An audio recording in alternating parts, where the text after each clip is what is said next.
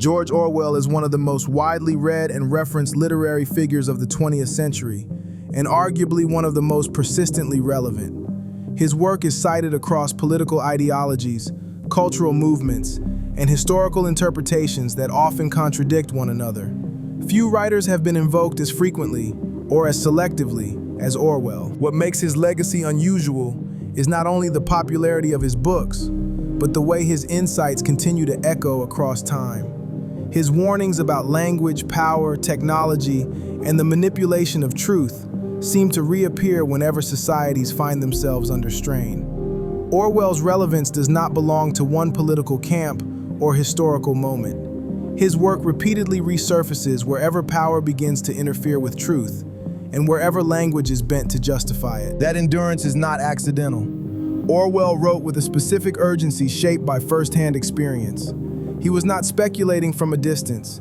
He was observing patterns that he believed would repeat, not because of ideology alone, but because of human nature itself. George Orwell was born in 1903 in Bengal, India, then part of the British Empire. His given name was Eric Arthur Blair. He would later adopt the pen name George Orwell, both to protect his family and to separate his literary work from his private life. His early socioeconomic circumstances were complicated and internally contradictory. His mother was the daughter of a wealthy man and carried the attitudes and tastes of someone from a higher class. His father, however, worked as a modest civil servant, and by the time Orwell was born, the family had little money. Orwell would later describe his upbringing as lower upper middle class, a phrase that captured both financial insecurity and inherited snobbery. When his family returned to England, Orwell was sent to an English preparatory school through family connections. It was here that both his intellectual ability and his unusual temperament became evident. He excelled academically, but he was also ridiculed by other students. Scholarships eventually carried him to some of England's most prestigious institutions, including Wellington and Eton. Despite this, Orwell found the academic environment deeply unpleasant. He did not continue on to university. Instead, in 1922, he joined the British Imperial Service. Orwell was posted to Burma, then a province of British India, where he worked as a colonial police officer. The experience proved deeply unsettling. He found himself enforcing an imperial system he increasingly despised, and the moral conflict weighed heavily on him. The position exposed him to the mechanics of power from the inside, how authority operates not only through violence, but through routine, obedience, and quiet complicity. After 5 years, Orwell resigned. In the years that followed, he lived in relative poverty, working a series of low-paying jobs in Paris and London. He washed dishes, worked in kitchens, and eventually took a part-time job in a second-hand bookshop. These years were formative. They placed him among people rarely centered in intellectual or political discourse. During this time, Orwell began writing seriously.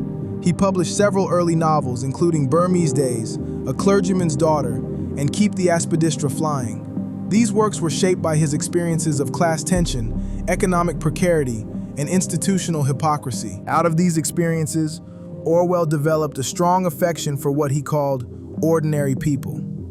He admired those who worked modest jobs, lived without pretension, and did not seek power, recognition, or ideological purity. He viewed them as more grounded, more honest, and often more humane. At the same time, he developed a deep suspicion of intellectuals. He believed many were detached from material reality, insulated from consequences, and too willing to rationalize cruelty in service of abstract ideas. The irony, of course, is that Orwell himself would soon become one of the most prominent intellectuals of the century. Yet he never lost his discomfort with that role, nor his skepticism toward ideological sophistication divorced from lived experience. Orwell's transformation into a major political writer was catalyzed by his experience in Spain. In 1936, he traveled there initially as a journalist to report on the Spanish Civil War.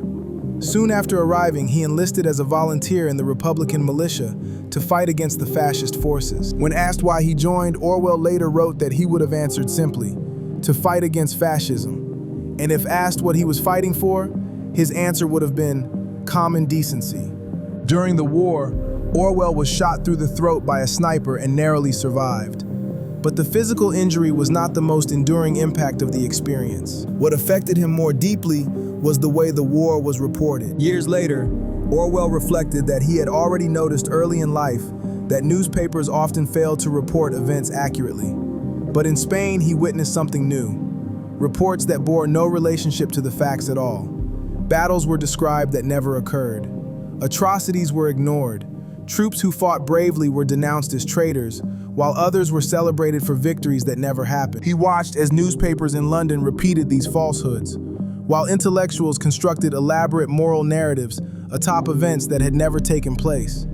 History, Orwell concluded, was no longer being written based on what happened, but on what ought to have happened according to ideological needs. From Spain, Orwell drew a disturbing conclusion. He accepted that history had always been biased and imperfect. What troubled him was something different, the growing abandonment of the idea that objective truth was even possible or worth pursuing. When truth becomes subordinate to ideology, Orwell believed, it does not merely disappear, it becomes weaponized. Truth begins to exist only in the human mind, where it can be reshaped, manipulated, and enforced. This condition, he warned, created fertile ground for totalitarianism. For Orwell, totalitarianism was not defined by a specific ideology. It was defined by a shared denial of a common reality. Without agreement on truth, individuals lose their ability to resist power. Language becomes unstable, meaning dissolves, authority fills the void. He believed this danger transcended left and right. What totalitarianism destroys, he wrote, is the shared assumption that human beings belong to a single species, capable of understanding one another through reason and evidence. As totalitarian systems spread across Germany, Italy, Spain, and the Soviet Union, and as Orwell feared similar tendencies emerging in England, he became convinced that literature could serve as a form of resistance. He did not believe writing should be politically neutral. He believed it should be honest. Orwell once wrote that his primary goal was to make political writing into an art. He did not sit down to write with the intention of producing beautiful literature. He wrote because there was a lie he wanted to expose, or a fact he believed demanded attention. Art, for Orwell, was a vehicle for clarity. By the late 1930s, Orwell had achieved modest literary success, but his global influence would come later. In 1945, Orwell published Animal Farm. The book marked his breakthrough into mainstream prominence. Rather than focusing on a single protagonist, the novel centers on a community of animals living on Manor Farm. Each species represents a different group or role within human society. A pig named Old Major articulates the animals' shared exploitation and urges them to revolt against their human owners. The revolution succeeds. A new ideology, animalism, is established. Two pigs, Snowball and Napoleon, assume leadership. Soon, Napoleon consolidates power, drives Snowball away, and begins ruling through fear, manipulation, and violence. Over time, the pigs become indistinguishable from the humans they overthrew. The novel's final image captures this transformation. The animals outside look from pig to man, and from man to pig, and can no longer tell the difference. While Animal Farm is often read as a critique of the Russian Revolution and Stalinism, its deeper significance lies in its psychological insight. Orwell exposes how revolutions betray themselves, not only through external pressure, but through internal corruption, rationalization, and the slow erosion of shared memory. The year Animal Farm was published, Orwell's wife died during a routine surgery. Shortly afterward, Orwell himself was diagnosed with tuberculosis. Despite his deteriorating health, he began work on what would become his final novel. He collapsed multiple times while writing it. In 1949, 1984 was published. 1984 is set in a future where the world is divided into superstates. The story follows Winston Smith, a resident of Oceania, formerly London, ruled by a totalitarian regime known as the Party. The Party is led by a figure called Big Brother. Citizens are under constant surveillance through devices known as telescreens. Even private thoughts are policed. Thinking incorrectly is a crime. Language itself is systematically dismantled through newspeak, a simplified vocabulary designed to eliminate the possibility of complex or subversive thought. Words are removed, meanings are inverted, contradictions are normalized, institutions are renamed to conceal their function. Torture takes place in the ministry of love. War is managed by the ministry of peace. Lies are produced by the ministry of truth. The party slogans, war is peace, freedom is slavery, ignorance is strength, are not metaphors. They are tools designed to enforce doublethink, the ability to hold two contradictory beliefs simultaneously and accept both. At the beginning of the novel, Winston secretly writes in his diary, "Down with Big Brother."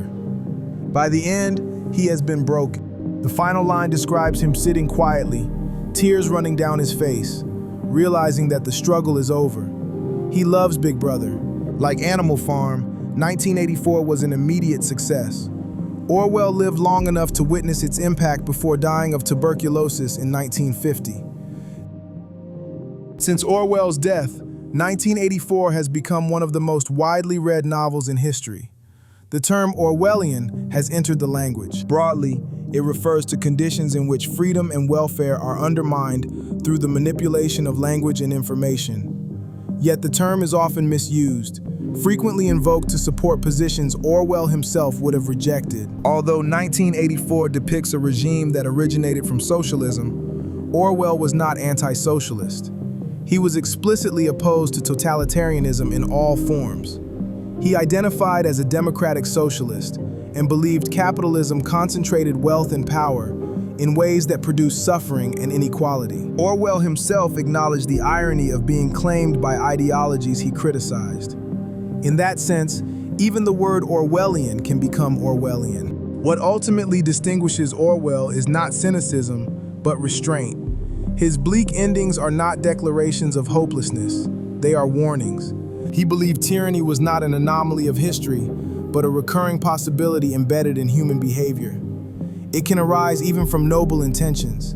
It can emerge within prosperous democratic societies. The only defense he consistently endorsed was simple decency, a shared commitment to honesty, humility, and compassion. Not perfect truth, not ideological certainty, but a refusal to surrender language entirely to power. Orwell once wrote that the moral of 1984 was simple: don't let it happen. It depends on you.